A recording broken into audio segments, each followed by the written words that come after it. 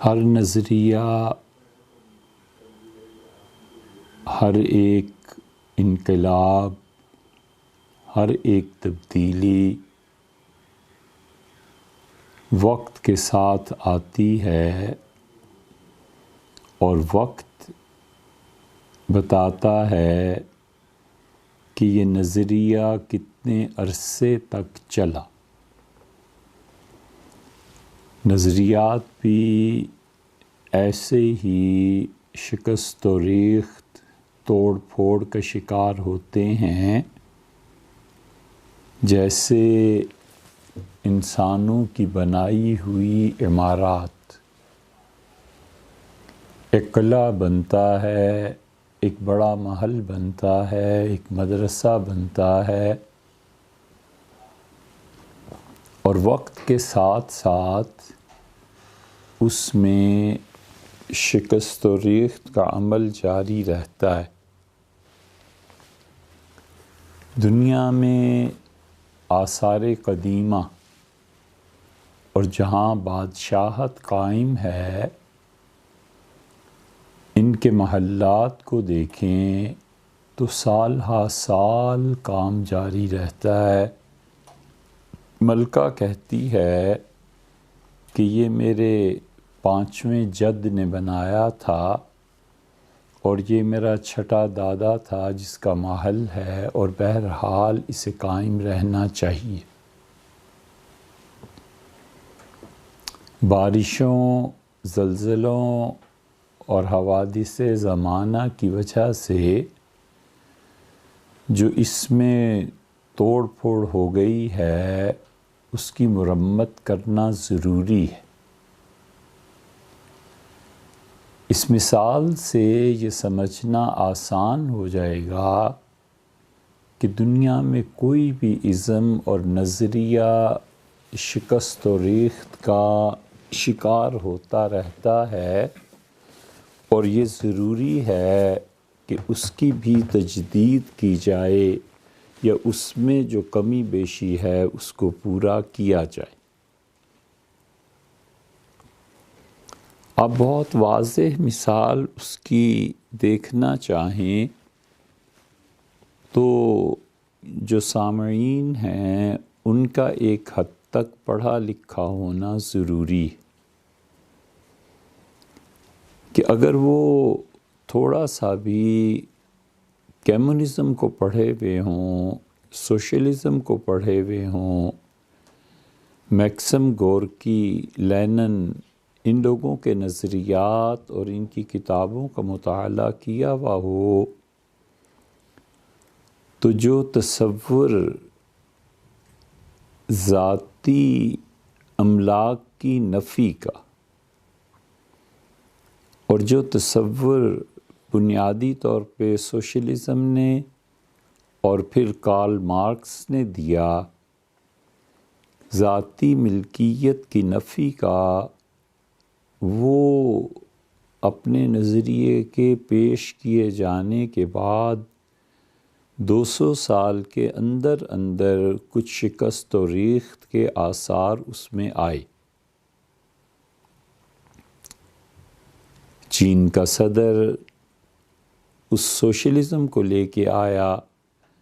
جس میں بہرحال ذاتی ملکیت کی کچھ نہ کچھ اجازت تھی، اور مارکس کے نظریے سے چائنا اس وقت بھی ہٹا اور اب بھی ہٹا ہوا ہے۔ یہ نہیں کہا جا سکتا کہ مارکسزم 100% روس اور چائنا میں بھی نافذ رہا۔ وقت کے ساتھ ساتھ کچھ تبدیلیاں آتی رہیں، اور اللہ کا یہ وہ قانون ہے جو کبھی بھی تبدیل نہیں ہوا۔ کوئی مذہبی نظریہ، کوئی دنیاوی معاشی نظریہ، کوئی کسی تحریک کے بنیادی اصول، کوئی چیز اس نظریے کے اس اصول کے خلاف نہیں ہٹ سکی، اس اصول کے خلاف نہیں چل سکی، کہ اصولی طور پر اللہ تعالیٰ نے طے فرما دیا کہ ہر نظریہ وقت کے ساتھ ساتھ شکست و ریخت کا شکار ہوگا۔ جب وقت بدلتا ہے تو اس کے تقاضے بدل جاتے ہیں۔ جب وقت بدلتا ہے تو قانون کی شکلیں بدل جاتی ہیں، اور اس وقت میں یہ ایک فطری بات ہوتی ہے کہ اب نئے طاقتور دماغ آئیں، اب نئی روحانی قوتیں آئیں، اور وہ طاقتور دماغ اس وقت کے اس قانونی ڈھانچے کو بدلنے کے لیے اور اس وقت کے اچھے دماغ اس قانونی ڈھانچے کی مزید تزئین کے لیے اجتہادی قوتوں کا استعمال کرتے۔ اس لیے یہ ضرورت ہمیشہ رہی ہے، اور یہ ضرورت ایسی رہی ہے کہ جس سے کوئی نظریہ مستثنیٰ نہیں ہے۔ اسلام ہی کو دیکھ لیں، جس طاقت اور قوت اور شوکت کے ساتھ حضرت رسالت مآب صلی اللہ علیہ وسلم اور خلافت راشدہ جو ان کے مشن کی تکمیل تھی، اور حضور اقدس صلی اللہ علیہ وسلم جو پیغام لائے تھے اس کی ایک عملی صورت تھی،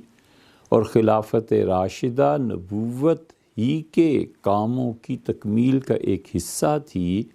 اس ساری خلافت راشدہ میں بھی ایسی چیزیں پیش آ گئی تھیں جو چیزیں حضرت رسالت پناہ صلی اللہ علیہ وسلم کے دور میں نہیں تھیں، اور مجتہد اور اجتہادی قوتیں اس پہ بھی کام کرتی رہیں۔ ممالک فتح ہوئے، نئی چیزیں سامنے آئیں، بہت معرکۃ الآراء مسئلہ تھا کہ کیا فوج جن زمینوں کا معاملہ کرتی ہے اور مفتوحہ علاقے فوج جنہیں فتح کرتی ہے، کیا وہ صرف فوج کے حصے میں آئے گا، یا وہ مملکت کی چیز ہے اور مملکت جب چاہے اسے تقسیم کرے اور اس سے فائدہ اٹھائے؟ اور رسول اللہ صلی اللہ علیہ وسلم کے انتقال کو ابھی 10 سال بھی نہیں گزرے تھے کہ یہ واقعہ پیش آیا، اور سیدنا عمر رضی اللہ عنہ کو اس پہ فیصلہ لینا پڑا کہ جو بھی فوج علاقوں کو فتح کرے گی وہ در حقیقت حکومت وقت کا حصہ ہوں گے، اور حکومت جیسے چاہے گی اس کو استعمال کرے گی، فوج میں وہ تقسیم نہیں کیا جائے گا۔ تو کوئی بھی نظریہ چاہے وہ عملاً کتنا ہی اچھا کیوں نہ ہو، وقت کے ساتھ ساتھ اس میں تبدیلیاں آتی، اور وقت کے ساتھ ساتھ مثبت تبدیلیوں کے ساتھ منفی تبدیلیاں اس لیے آتی ہیں کہ اس کے 2 حصے بن جاتے ہیں۔ ایک حصہ وہ ہوتا ہے جو نادان دوست ہوتے ہیں، اور وہ نادان دوست اس میں پورے اخلاص اور محبت کے ساتھ نئی چیزوں کا اضافہ کرتے ہیں، اور کچھ ہوتے ہیں جو دشمن ہوتے ہیں اور دشمنی کا مظاہرہ کرتے ہیں، کبھی باطنی طریقے پہ، کبھی ظاہری طریقے پہ، اور اس نظریے کو نقصان پہنچانے کی کوشش جان بوجھ کے کرتے۔ ان دونوں کی مثالیں آپ کو اسلام میں ملیں گی۔ اسلام ایک نظریہ، ایک ضابطۂ حیات، ہمیشہ رہنے کے لیے ایک چیز اللہ تعالیٰ نے نازل فرمائی، اور رسول اللہ صلی اللہ علیہ وسلم نے اسے پیش کیا اور بتایا کہ اب جو بھی اسلام میں داخل ہوگا وہ زندگی کے تمام شعبوں کو ان اصولی تعلیمات کے ساتھ مقید کرے گا، اور اس اسلام کے نظریے کے تحت اپنی زندگی گزارے گا۔ یہ نہیں ہو سکتا کہ معاشیات میں تو کہیں اور چلا جائے اور عبادات میں اسلام کو اختیار کر لے، عقیدہ کسی اور جگہ کا لے لے اور معاشیات اسلام کے مطابق کر لے، بلکہ فرمایا گیا کہ لوگوں ایمان میں تم داخل ہو جاؤ اور پورے کے پورے داخل ہو جاؤ، یعنی تمہارے نظریات، عبادات، معیشت، خاندانی تعلقات زندگی کا کوئی بھی حصہ اب مستثنیٰ میں نہیں ہے، سب کے سب اسلام کے تحت ہیں، اور اسلام کو تینوں طرح سے واسطہ پڑا، جیسے اور نظریات کو پڑھتا ہے، اسلام کا بھی یہی تھا۔ یہاں پر کوئی ایسی چیز نہیں ہے جو اسے دوسرے نظریات سے ممتاز کر دے۔ ہر تحریک کو ان چیزوں سے واسطہ پڑتا ہے، ہر نئے نظریے کو اس چیز سے واسطہ پڑتا ہے۔ اسلام کو جب پیش کیا گیا تو اسلام کے لیے کچھ نادان دوست تھے، انہوں نے بھی اپنا کام کیا، کچھ دشمن تھے جان بوجھ کے کرنے والے، اور تیسرا گروہ وہ جو اگرچہ جان بوجھ کرنے والے تھے مگر ظاہر نہیں تھے، باطن میں تھے، جنہیں منافق کہا جا سکتا ہے۔